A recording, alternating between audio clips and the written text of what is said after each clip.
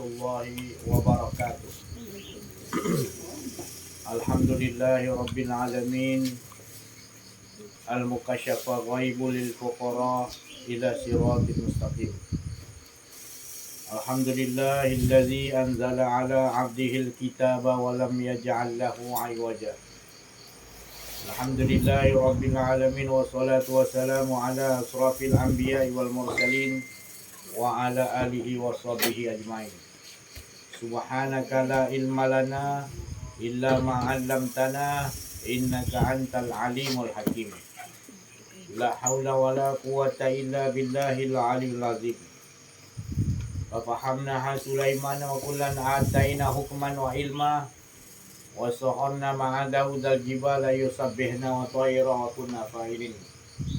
Rabbi shrah li sadri wa yassir li amri wahlul 'uqdatam min lisani yafqahu qawli. Wa sallallahu ala sayyidina Muhammadin wa ala alihi wa sahbihi wa baraka sallam. Nur jadi sifatullah, sifat menjadi kalamullah, terangkan hati hamba Allah, terang seperti hati Rasulullah sallallahu alaihi sayyidina Muhammad wa ala alihi wa sahbihi. Alhamdulillah, bersyukur kita kepada Allah Subhanahu wa taala, limpahan kurniaan Allah, rahmat Allah, inayah Allah, hidayah Allah, berbagai-bagai kurniaan nikmat Allah sejak daripada alam roh hingga sekarang ini. Nikmat Allah tidak pernah berhenti. Ya, terutama nikmat iman yang Allah anugerahkan kepada kita, nikmat Islam, nikmat ihsan, nikmat dapat mengenal Allah dari sisi Allah Subhanahu wa taala. Dan sekarang ini kita mengacapi nikmat di sisi Allah, di mana Allah telah memanggil kita, telah mendudukkan kita di dalam majlis Allah Subhanahu wa taala dan majlis Rasulullah sallallahu alaihi wasallam, di mana kedatangan kita ini disambut ataupun dialu-alukan, seronok Allah Subhanahu wa taala, Rasulullah SAW. Kalau diperlihatkan kepada kita sepanjang perjalanan kita nak datang ke sini, disambut malaikat-malaikat, berkitar, malaikat gembira menaungi kita sampai ke sini. Sebab niat kita datang ke sini nak dengarkan cerita-cerita, kisah-kisah bagaimana kita nak memperdalamkan lagi untuk kita, kehidupan kita sentiasa merasakan mengenal diri kita, mengenal Allah Subhanahu wa taala. Kerana tanpa kita mengenal diri, mengenal Allah, kita tidak akan mampu untuk menjalani kehidupan kita dengan sempurna. Jadi dengan cara mengenal diri, mengenal Allah, dan Allah Subhanahu wa taala menciptakan, pertama Allah nak ciptakan, Allah mengeluarkan kalamnya, firmannya, iaitu ingin aku dikenali. Mana Allah jadi yang pertama makhluk, apatah lagi kita ni semua. Allah jadikan kita ni maknanya untuk dia tu kenali. Jadi kita datang sini, kita nak kenal betul-betul Allah. Selama ni hari kita hanya menyebut ataupun sikit aja kita kenal Allah. Kita lebih kepada menyebut, banyak menyebut-nyebut nama-nama Allah Subhanahu wa taala. Kita tidak maknanya menyebut dengan perasaan mengagungkan Allah, membesarkan Allah benar-benar. Kerana masih lagi ada keakuan-keakuan diri kita. Kehendak-kehendak diri kita lah yang menyebabkan kita terhijab dengan Allah SWT. Jadi tak lain caranya, tetap juga Allah menggunakan, menyuruh kita menggunakan kalimat yang suci, kalimat yang tauhid, iaitu la ilaha illallah. Tak ada lain. Cuma kita tak memahami, kurang memahami apa tu erti la ilaha illallah. Makna la ilaha illallah tu jika dipecahkan mengatakan kita ni tak ada. La tu kan perkataan tu menunjukkan tak ada. Iaitu menafikan diri kita ni tak ada. Tapi kita dah terbiasa mengatakan kita ni ada. Kita dah terbiasa.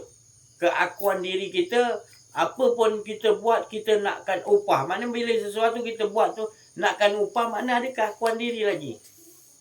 Mana kita tak mengecapi kemanisan sebenarnya dengan Allah Subhanahu Wa Taala. Kita hanya mengikuti kehendak kita. Kita melakukan ni, berapa upah dapat. Kita melakukan ni, berapa ganjaran dia.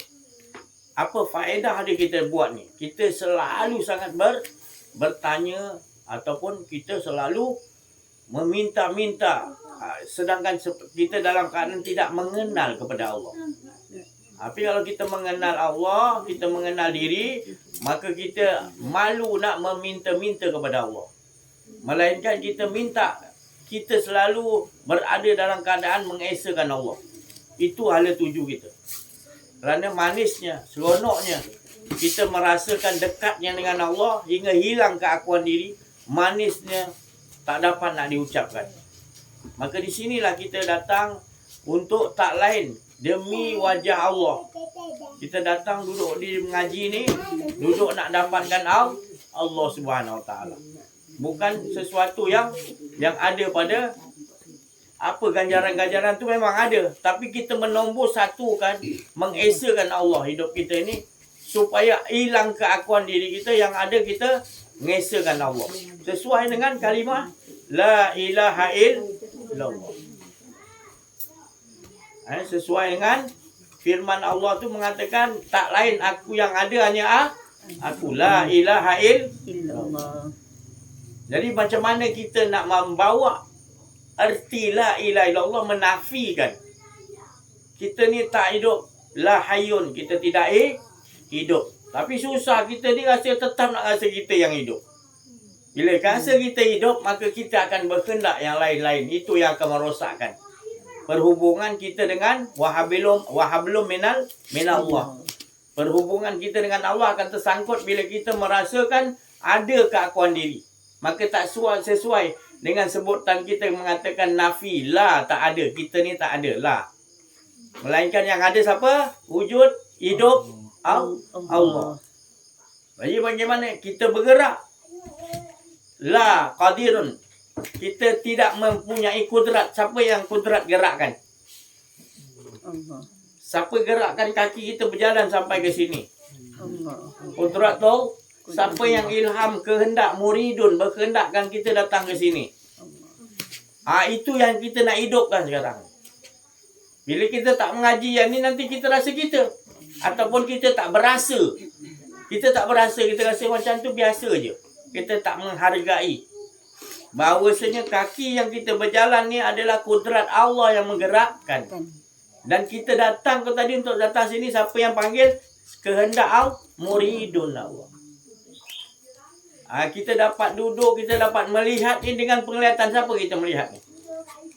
Bukan melihat saya, tapi melihat wajahul Allah. Bukanlah saya ni Allah. Tetapi pandangan tu tadi adalah melihat sesuatu tidak lain yang kita pandang melainkan dialah. Firman Allah mengatakan fa'ainama tuwallu fasamma wajh. Di mana pun kita hadapkan, di situlah wajahul. Bukanlah kita pandang apa ni, dinding tu wajah Allah, tapi kita nampak dinding tu kayu tu daripada pokok tu siapa jadikan? Jadi kita nampak yang menjadikan. Jadi bukan nampak saya, siapa yang menjadikan saya? Itu sebenarnya. Bukan maknanya mengatakan saya ni Allah. Maknanya pandangan-pandangan semua kepada saya menyatakan Allah. Saya pun memandang semua adalah menyatakan Allah. Saya tak mau pandang yang lain lagi dah. Kita kena tukar dah. Maknanya kita dah terlalu lama sangat kita mandang sesuatu tu sesuatu. Pandangan kita sendiri dah tidak mentauhidkan Allah. Sebab Allah menyuruh kita pandang sesuatu, tidak dipandang sesuatu melainkan dia dulu. Sebab sekalian alam ni siapa jadikan, Mek? Sekalian alam ni Allah jadikan, apa kita nampak yang lain. Jadi kita kena butakan mata kita daripada yang lain. Selama ni kita buta pada Allah. Siapa yang ketika ke dunia ni buta, nanti di akhirat lebih teruk buta, dan mereka ni lah tersesat jalannya. Jadi kita tak nak sesat dah. Nak sesat ke tak nak sesat? Kalau kat dunia sesat boleh lagi kita pakai ni apa ni? Ya. Macam-macam kita boleh call lah. Tapi kalau di sana sesat ni kita nak panggil siapa? Kalau kat dunia ni kita tak dengan Allah. Jadi kat dunia ni selalu rasakan Allah. Praktiskan sesuatu yang kita pandang. Kita pandang siapa dulu? Allah. Lakukan. Kita mengaji ni biar betul-betul pakai. Jangan mengaji sekadar simpan di kepala. Simpan di laptop, simpan di kitab. Sesuatu tu kita kena amaliah dalam kehidupan. Kita nampak nanti sesuatu, kita nampak Allah dahulu. Bukannya yang kita nampak tu, saya dah bagi tahu banyak kali, mana yang kita nampak tu bukanlah dinding, tetapi yang menjadikan dinding tu siapa? Daripada pokok kayu. Kayu tu daripada pokok tu daripada Allah. Jadi kita nampak pencipta. Sebab segala yang Allah jadikan di sekalian alam ni, siapa yang ciptakan? Allah. Jadi untuk apa Allah ciptakan sekalian alam ni? Yang di langit, yang di bumi. Macam-macam tu. Mengapa kita buta tak nampak dia yang menciptakan? Mengapa Allah tu dia bersembunyi di sebalik tu? Tetapi kita buta, kita tak nampak, kita nampak yang tu. Kerana kita melihat dengan penglihatan hawa nafsu. Tu tadi. So, kita suka menampakkan perhiasan. Apa perhiasan tu? Keakuan diri kita. Sedangkan kita baca kalimah tu apa? La ilaha illallah. Menafikan.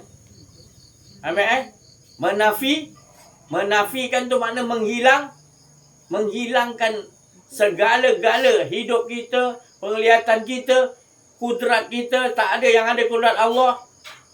Apa saja kehendak yang datang kehendak Allah. Apa saja yang kita lihat adalah menggunakan penglihatan Allah. Tandanya bila kita dah melihat dengan penglihatan Allah, kita akan nampak Allah lah dahulu. Sebab apa? Sesuatu tu Allah nyatakan di sekian alam untuk menyatakan diri Allah. La ilaha illallah. Tak ada semuanya. Melainkan yang ada isbat Allah Subhanahu Wa Ta'ala. Jadi praktiskan dalam kehidupan kita. Bila kita nampak tadi, kita masak tadi, api tadi, kita tahu siapa pencipta api. Jadi kita minta izin penjaganya, maknanya Tuhan punya api tu Allah lah. Jadi kita nampak Allah, kita berakhlak. Bila berakhlak, kita memakai tu, minta izin pada Allah untuk pakai api. Pernah kita buat gitu? Tak pernah. Tipulah kalau kata pernah. Tu pasal masakan kita tu tak dapat nak mengesahkan Allah. Tu. Jadi bismillah sebut dah, tapi faham belum? Belum faham. Jadi ni sekarang kita mengaji nak biar faham. Dah berapa lama dah kita tak faham nak sebut je.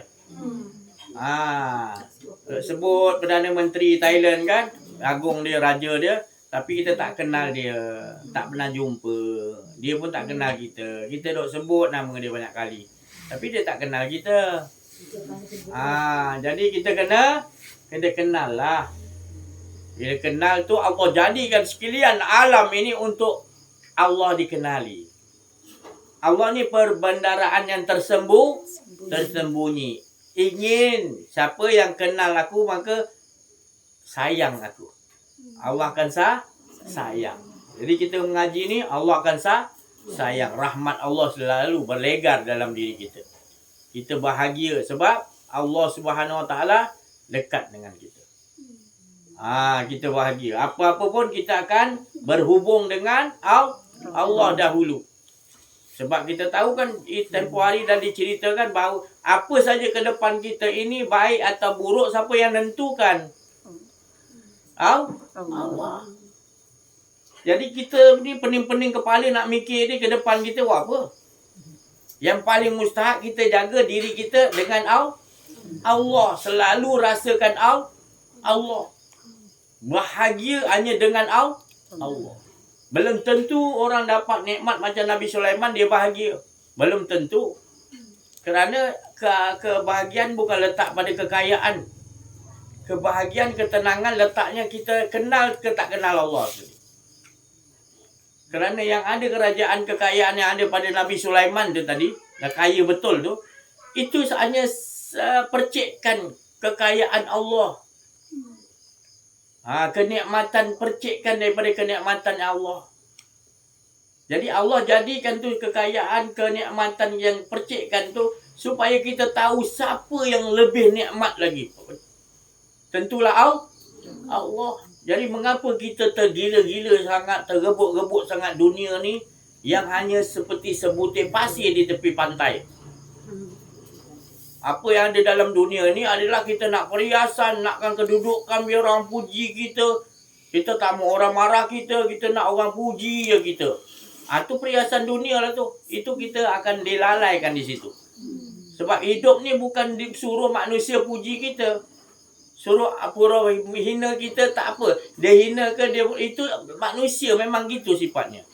Ada kalanya orang puji kita, ada kala orang akan hina kita. Rasulullah pun gitu juga. Dan tentu orang yang suci bersih tetap juga Abu Jahal dan abu-abu lain hina juga. Betul? Jadi apa sebenarnya Nabi dudukkan? Nabi tak heran tu semua. Nabi yang penting rasakan ketenangan dengan Allah yang paling mustahak. Jadi kita ni kena ada pegangan. Hidup aku ni bukan untuk orang puji aku ataupun orang hina aku pun aku tak kisah. Yang paling mustahak aku nak rasakan Allah. Sebab Allah lebih dekat dan lebih sayang pada aku. Wa ila rabbika farghab.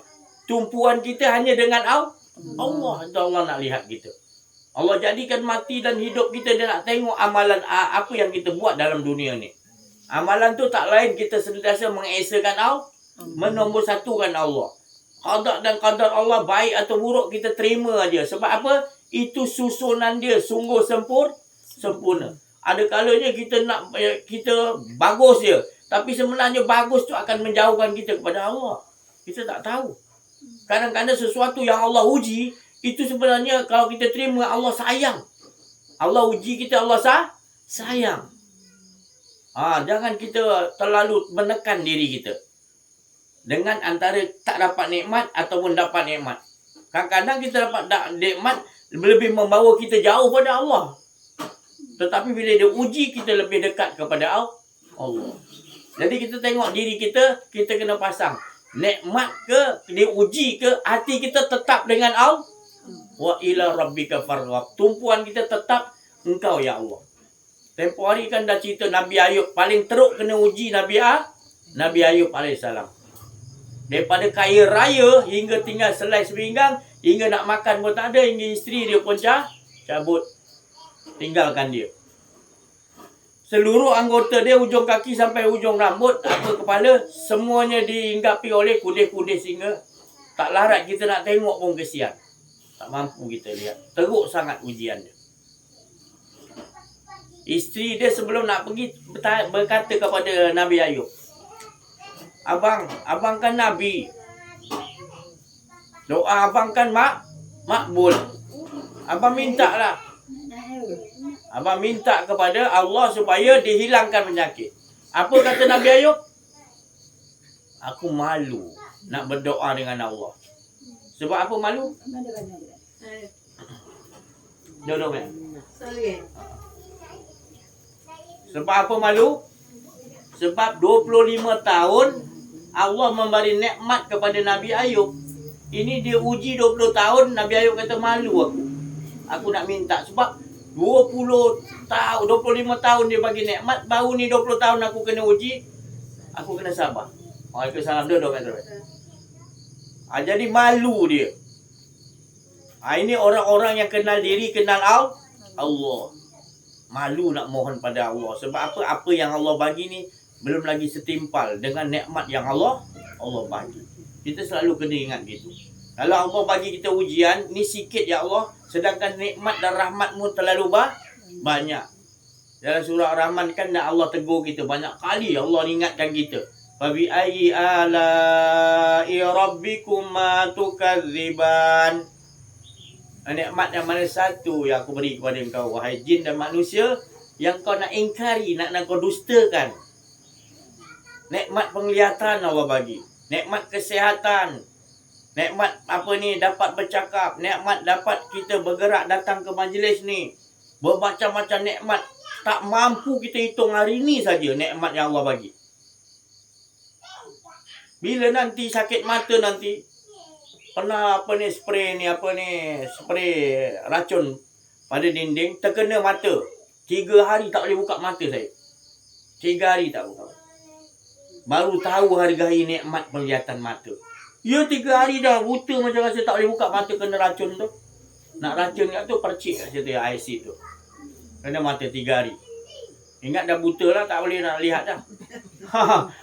Tapi 3 hari Alhamdulillah Allah nak uji kita 3 hari. Dia supaya kita tahu nikmat tak. Lepas kita boleh melihat tu nikmat tak. Jadi hargai masa kita mengecapi nikmat lihat ni, hargai. Terima kasih ya Allah. Kau bagi aku penglihatan hari ini. Kau bagi aku percakapan. Kau bagi aku lihat anak cucu aku sehat.